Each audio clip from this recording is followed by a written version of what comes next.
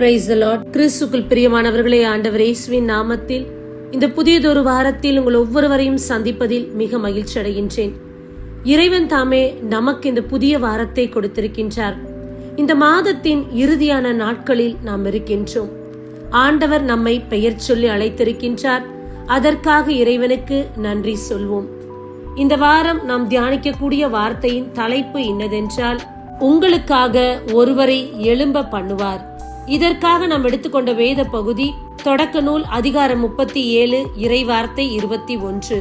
ரூபன் இவற்றை கேட்டு அவரை அவர்கள் கையிலிருந்து தப்புவிக்கும் எண்ணத்தில் அவர்களை நோக்கி, நாம் அவனை சாகடிக்க வேண்டாம் என்றார்.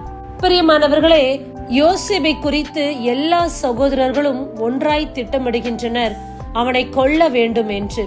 யோசேப்பை கொல்ல வேண்டும் என்ற எண்ணத்தில் இருந்த சகோதரர்கள் நடுவில் ரூபன் மட்டும் அவனை எப்படியாவது காப்பாற்றி விட வேண்டும் என்ற எண்ணத்தில் இருந்தார்.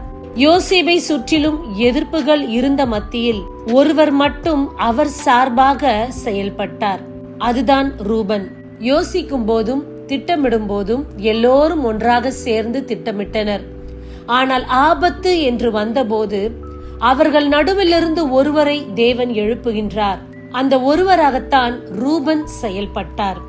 நம்முடைய குடும்பத்திலும் நாம் வேலை செய்கின்ற இடத்திலும் நம்மை மட்டுமே குறிவைத்து தாக்கும் போது, அந்த இடத்திலும் அந்த சூழ்நிலையிலும் அவற்றுக்கு மத்தியில் ஒருவரை ஆண்டவர் நமக்காக எழும்ப பண்ணுவார். ரூபனின் எண்ணம் தன் தகப்பனிடத்தில் அவனை எப்படியாவது மீண்டும் கொண்டு சேர்க்க வேண்டும் என்ற எண்ணத்தில்தான் ரூபன் எப்படியாவது யோசேப்பை காப்பாற்ற வேண்டும் என்று நினைத்தார். அதே போலத்தான் நம்முடைய வாழ்வில், நம்முடைய குடும்பத்தில், நாம் வாழுகின்ற இந்த காலத்தில் நிறைய எதிர்ப்புகள் இருக்கின்றது. சத்துருவானவன் நம்மை சுற்றி கொண்டு இருக்கிறான். இவற்றுக்கு மத்தியில் எப்படியாவது நம்மை காக்க வேண்டும், நம்மை மீட்டெடுக்க வேண்டும் என்று ஒருவரை தேவன் எழும்ப பண்ணுவார். இது ஆண்டவரால் மட்டுமே செய்யக்கூடிய காரியமாக இருக்கின்றது. ரூபன் எப்போது சகோதரர்கள் இவனை கொல்ல வேண்டும் என்று சொல்ல கேள்விப்பட்டாரோ அப்போதே அவனுடைய இருதயம் கரைய ஆரம்பித்தது. கடின இருதயத்திலிருந்து அவருடைய இதயத்தை இறைவன் தன் பக்கம் திருப்பி அவர்களுக்கு நடுவில் ரூபனை எழுப்பினார். அதே போல நமக்கும் சில சூழ்நிலைகள் வரும். இந்த நபரிடத்தில் நான் பேசுகின்றேனே, இவர் கடின இருதயம் கொண்டவராயிற்றே, எப்படி இவர் எனக்கு இரக்கம் செய்வார், எப்படி இவர் எனக்கு உதவி செய்வார், எப்படி இந்த நபரிடத்திலிருந்து எனக்கு சாதகமான வார்த்தை கிடைக்கும் என்று ஒரு சந்தேகத்தோடு பயத்தோடு நாம் நிற்கக்கூடிய சூழ்நிலையில் அந்த இடத்திலிருந்தே ஒரு நபரை இறைவன் நம் பட்சமாய் எழுப்புவார். அல்லது அந்த நபரின் சிந்தனையை தேவன் மாற்றுவார். அவர் பட்சமாய் திருப்பி நமக்கான நாவுகளை எழும்ப பண்ணுவார். இது ஆண்டவரால் மட்டுமே கூடுமான காரியம். பிரியமானவர்களே, எல்லோரும் சேர்ந்து திட்டமிட்டாலும் அவற்றுக்கு மத்தியில் ரூபனை தேவன் அவர் பட்சமாய் இணங்கி அவருக்காக எழும்ப செய்தார். அதே போல நம்முடைய வாழ்விலும் நாம் எதிர்பாராத நபர்கள் எல்லாம் நம்மை எதிர்க்கும் போது, நம்மை குறிவைத்து தாக்கும் போது, வார்த்தையினால் நம்மை காயப்படுத்தும் போது, இவர்களா என்று நீங்கள் அதிர்ச்சியுறும் போது, இறைவன் அவர்களுக்கு மத்தியில் நமக்கென்று ஒருவரை தேவன் எழும்ப செய்வார். அந்த நபர் நமக்காக பேசுவார். அந்த நபர் நமக்காக செயல்படுவார். இறைவன் இந்த காரியத்தை வல்லமையாய் செய்வார். அது அவருக்கு லேசான காரியம். இதோ வல்லவராம் கடவுள் நமக்காக ஒருவரை எழும்ப செய்வார். நாம் நம்புகின்றவர்கள் சில நேரம் நமக்கு எதிர்மறையாக மாறிவிடலாம். ஆனால் அந்த எதிர்மறையான சூழ்நிலையில் இறைவன் நமக்கான ஒருவரை எழும்ப செய்வார். இதுவே ஆண்டவர் நமக்காக செய்கின்ற காரியமாக இருக்கும். இதோ இப்படிப்பட்ட சூழ்நிலையில் நாம் கடந்து கொண்டு இருந்தால் ரூபனை போல ஒருவரை ஆண்டவர் நமக்காக அனுப்புவார்.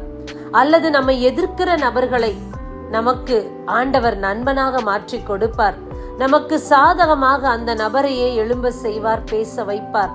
இது தேவனால் மட்டுமே நிகழக்கூடிய ஒரு காரியமாக இருக்கின்றது. யோசேப்பு நினைத்து கூட பார்க்கவில்லை தன்னுடைய சொந்த சகோதரர்கள் அவனை கொலை செய்ய வேண்டும் என்று அவன் எண்ணி பார்க்காத ஒரு காரியம். ஆனால் இறைவன் இவர்களுக்கு மத்தியில் ஒருவரை யோசேப்புக்கு சாதகமாக அவருக்காக எழும்ப செய்தார். அதே போல நம்முடைய வாழ்விலும் நமக்கு சாதகமாய் இருக்கக்கூடியவர்கள் சில நேரத்தில் நமக்கு எதிர்மறையாக மாறும் போதும் இறைவன் அவர்களுக்கு மத்தியில் ஒருவரை நமக்காக எழும்ப செய்வார், நம் பட்சமாய் செயல்பட செய்வார். இறைவனே அந்த இடத்தில் காரியத்தை மாறுதலாய் முடிய செய்வார்.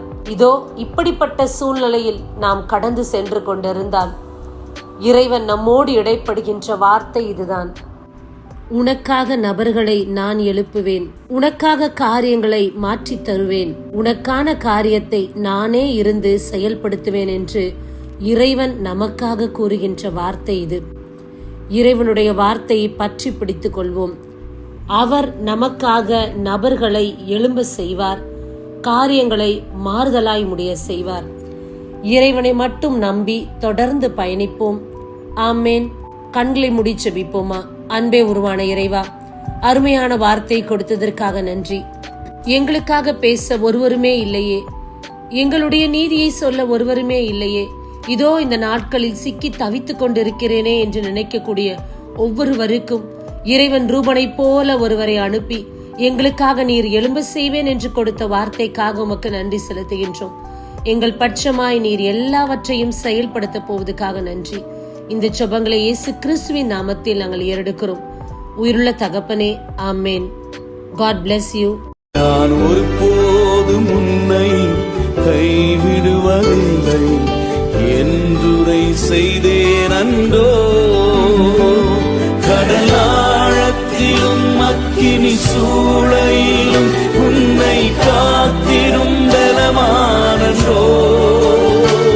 விஷ சர்ப்பங்களோ சிங்க கூட்டங்கள்